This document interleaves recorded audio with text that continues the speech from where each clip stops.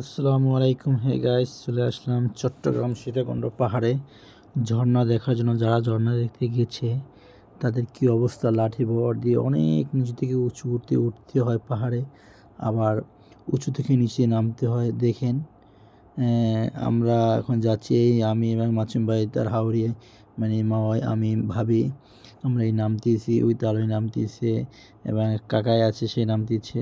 আমরা আস্তে আস্তে আস্তে আস্তে করে নামতেছি, অনেক উঁচু থেকে নিচুতে নামতেছি পাহাড় থেকে ঝর্ণা দেখার জন্য।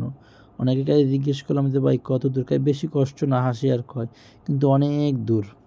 এই যারা আফারা গেছে তাদের অবস্থা খারাপ, এই এক আঙ্কেলের অবস্থা খুবই খারাপ, ভয়ানক।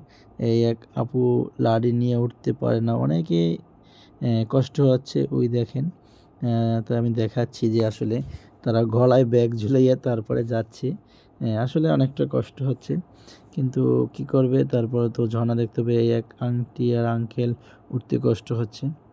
ওই মাসুম ভাই অনেক নিচে গেছে, আমিও নামতেছি আস্তে আস্তে, তাই একটু ভিডিও করতেছি আপনাদের কাছে শেয়ার করার জন্য। এই আঙ্কেলে নামতেছে, আর অনেক আপুরা নামতে আছে, আমিও নামতেছি, তাই আপনাদেরকে শেয়ার করতেছি যে আসলে ঝর্ণাটা কত দূরে। আসলে একটু দেখবেন যে আসলে বিশ্বাস না হলে অনেক নিচু দেখে যায়, অলরেডি দেখা যাচ্ছে যে অনেক নিচুতে আমরা নামতেছি।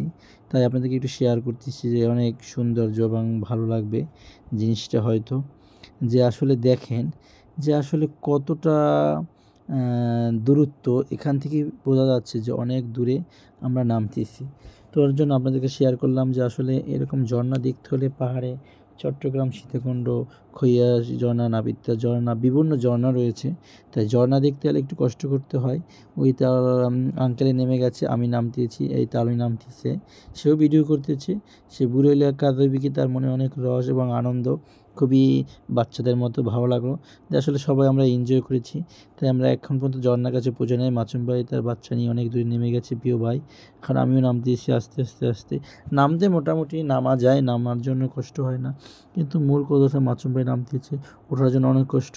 মাসুম ভাই নামতেছে, তো আচ্ছা আছে, অনেকে নামছে, আবার জিজ্ঞেস করি ভাই কত দূরে আছে, তারা হাসতে হাসতে নেমেছিল, কিন্তু উঠতে খুব কষ্ট হচ্ছে।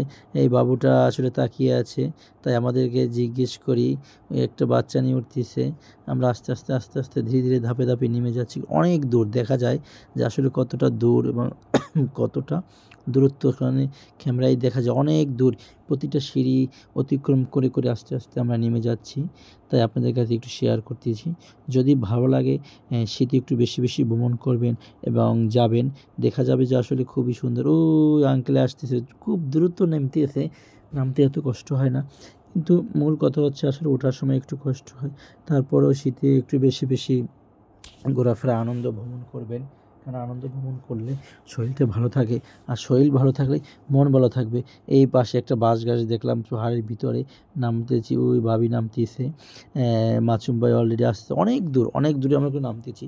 দেখেন যে আসলে ভিডিওটা সম্পূর্ণ দেখাচ্ছি না, তারপরে দেখা যাচ্ছে তো অনেক দূর নামতেছি, তাই আপনাদের কাছে শেয়ার করতেছি যে আসলে